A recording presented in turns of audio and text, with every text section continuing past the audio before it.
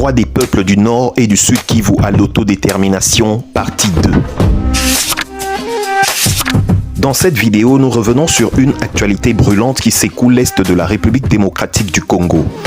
Depuis plusieurs semaines, le groupe armé AFC M23 impose des marches à la population locale dans les zones qu'il occupe, notamment au nord et au sud Kivu. Derrière ces démonstrations de force se cache une stratégie bien plus inquiétante: empêcher le retour des autorités légitimes congolaises et préparer le terrain à une revendication politique explosive. En invoquant le droit des peuples à disposer d'eux-mêmes, le M23 ambitionne de justifier une éventuelle partition du territoire et d'organiser un référendum d'autodétermination. Mais ce droit, reconnu par le droit international, peut-il réellement s'appliquer dans ce contexte? Restez avec nous pour une analyse plus approfondie de cette tentative de déstabilisation et de ses implications pour l'unité nationale et la souveraineté de la RDC. Contexte. La Fédération de Russie a voté pour le projet de résolution préparé par la France visant à proroger le mandat de la mission de l'ONU pour la stabilisation en RDC.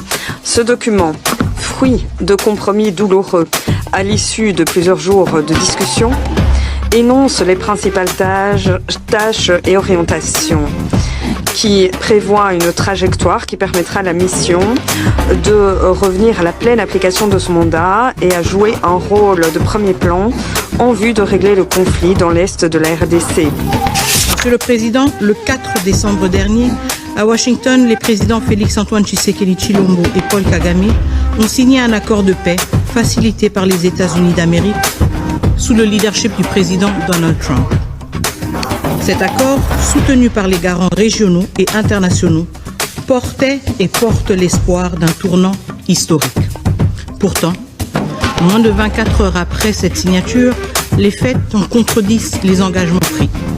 Monsieur le Président, Excellences, depuis le 4 décembre au soir, les positions autour de Gatagota, Luvungi, Kaziba, Urarambo, Luvungi et le long de l'axe Kamanyola-Uvira ont été visés par des bombardements provenant des positions RDF M23.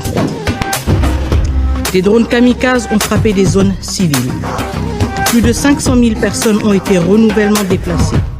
Le Sud Kivu, déjà en fragilité, atteint un seuil de rupture. Ces faits sont documentés par les mécanismes humanitaires et confirmés par OCHA. Merci Madame la Présidente. J'ai l'impression par moment qu'on fait, et c'est absolument pas une critique vers vous, qu'on fait toujours la même réunion. Parce qu'en réalité, malheureusement, constat après constat, c'est toujours la même chose. Et la question que je pose, qu'est-ce qu'on peut faire? Le Parlement européen, et vous y avez